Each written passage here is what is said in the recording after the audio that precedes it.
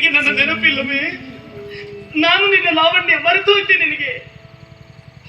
ಇದೇ ಕೈಗಳಿಂದ ನಾನು ನಿನಗೆ ಉಣ್ಣಿಸಿದ್ದೇನೆ, ಇದೇ ಸೀರೆ ಸೆರಗಿಂದ ನಾನು ನಿನಗೆ ಗಾಳಿ ಹಾಕಿದ್ದೇನೆ, ಗಿರಿಯಡೆಗೆಲ್ಲ ಸುತ್ತಾಡುವುದಕ್ಕೆ ಕರೆದೊಯ್ದಿದ್ದೇನೆ, ನಾನು ನಿನ್ನ ಸೇವೆ ಮಾಡಿದ್ದೇನೆ.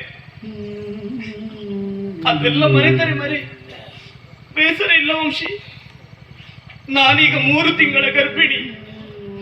ಈ ಮಗುವಿನ ತಂದೆ ನೀನು. ಅದನ್ನು ಮಾತ್ರ ಮರೆಯಬೇಡ ವಂಶಿ, ಕೈ ಮುಗಿಯುತ್ತೇನೆ. ಬಹಳ ಚೆನ್ನಾಗಿದೆ ಕತೆ. ಅಷ್ಟೇ ಇನ್ನೊಬ್ಬರ ಮನಸ್ಸಿಗೆ ಮುಟ್ಟುವಾಗಿ ಚಂದವಾಗಿ ಹೇಳ್ತೀಯ ನೀನು. ಆದರೆ ಕಥೆಯೆಲ್ಲ ಜೀವನವಾಗುವುದಿಲ್ಲ ಎಂಬಂತ ಸತ್ಯವನ್ನು ಮೊದಲು ನೀನು ಅರ್ಥ ಮಾಡಿಕೊಳ್ಬೇಕು. ಏನಂದ್ರೆ ಗರ್ಭಿಣಿಯ ತಪ್ಪೆಂತದ್ದು? ಎಲ್ಲೋ ಗಣಿಕೆಯರ ಕೇರಲ್ಲಿ ಬೆಳೆದವಳು ನೀನು. ಯಾರನ್ನ ಸೇರಿ ಗರ್ಭ ಆ ಗರ್ಭಸ್ಥ ಶಿಶುವಿಗೆ ನಾನಪ್ಪ ಆಗ್ಲಿಕ್ಕೆ ಆಗುದಿಲ್ಲ. ಅದನ್ನು ಸರಿಯಾಗಿ ನೆನ್ಪಿಟ್ಟುಕೋ. ನೀನು ಹೋಗ್ಲಿಕ್ಕೆ ಯಾರು ಅರ್ಥ ಏನ್ ಕೇಳು. ಉಣ್ಣುವುದಕ್ಕೆ ಪಟ್ಟ ಸೀರೆ ಬೇಕಾ? ಅಲ್ಲ. ಉಣ್ಣುವುದಕ್ಕೆ ಮೃಷ್ಟಾನ್ನ ಬೇಕಾ? ಅದು ಅಲ್ಲ. ಕೈ ತುಂಬ ಹಣ ಬೇಕಾ? ಅದು ಅಲ್ಲ. ವೈಭೋಗದ ಬದುಕು ಬೇಕಾ? ಅದು ಬೇಡ. ಮೈ ತುಂಬ ಹೇರಿಕೊಳ್ಳೋದಕ್ಕೆ ಆಭರಣ ಬೇಕಾ? ಅಷ್ಟನ್ನು ಕೇಳು. ಕೊಡಿಸುವ ವ್ಯವಸ್ಥೆ ನಾನು ಮಾಡ್ತೇನೆ. ತೆಗೆದುಕೊಂಡು ಮಾತ್ರ ಬಾಯಿ ಮುಚ್ಚಿಕೊಂಡು ಹೋಗ್ತಾ ಇರ್ಬೇಕು. ವಂಶಿ, ನನ್ನ ಆಭರಣವೇ ನೀನು. ನೀನೇ ದೂರಾದ ಮೇಲೆ ಮತ್ತೆ ಬೇರೆ ಆಭರಣದ ಆಸೆ ನನಗಿಲ್ಲ ವಂಶಿ. ಈ ಜೀವದ ಉಸಿರೇ ನೀನು. ಉಸಿರೇ ದೂರಾದ ಮೇಲೆ ಮತ್ತೆ ಬದುಕುಂಟೆ? ಇಲ್ಲ, ನನಗೇನು ಬೇಡ. ನಿನ್ನ ಮಾತುಗಳೇ ನನ್ನ ಹೊಟ್ಟೆಯನ್ನು ತುಂಬಿಸಿತು ವಂಶಿ.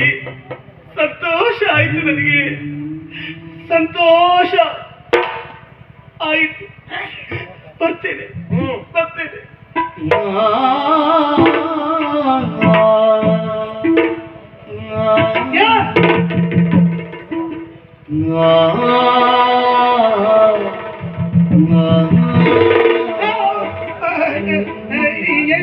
ಏನಿಲ್ಲ. ನಾನು ನಿನಗೆ ಕೊಟ್ಟದ್ದು ಕಡಿಮೆ ಆಗಿರಬಹುದು. ಹೆಚ್ಚಿಗೆ ಬೇಕಾದ್ರೂ ಕೇಳು ಅಂತ ಹೇಳಲಿಕ್ಕೆ ಅಷ್ಟೇ ಕರೆದದ್ದು, ಬೇರೆ ಎಂತದಿಲ್ಲ.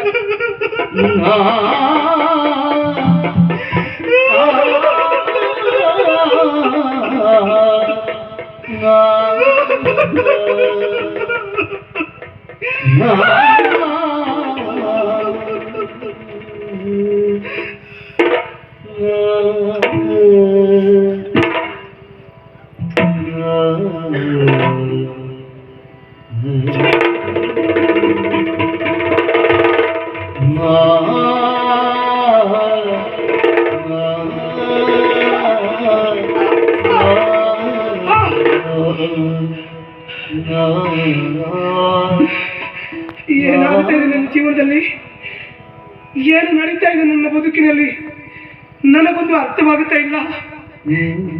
ಇವಳಿಗೂ ನನಗೂ ಏನು ಸಂಬಂಧ? ಇವಳಿಗೂ ಈ ಮನೆಗೂ ಏನು ಸಂಬಂಧ?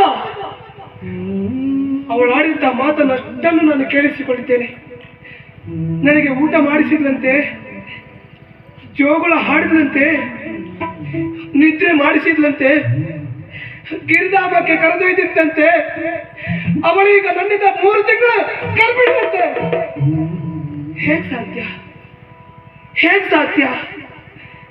ಯಾವುದು ಸತ್ಯ, ಯಾವುದು ಮಿಥ್ಯ?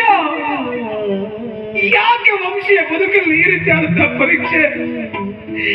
ಗೊತ್ತಿಲ್ಲ, ಗೊತ್ತಿಲ್ಲ. ದೇವರ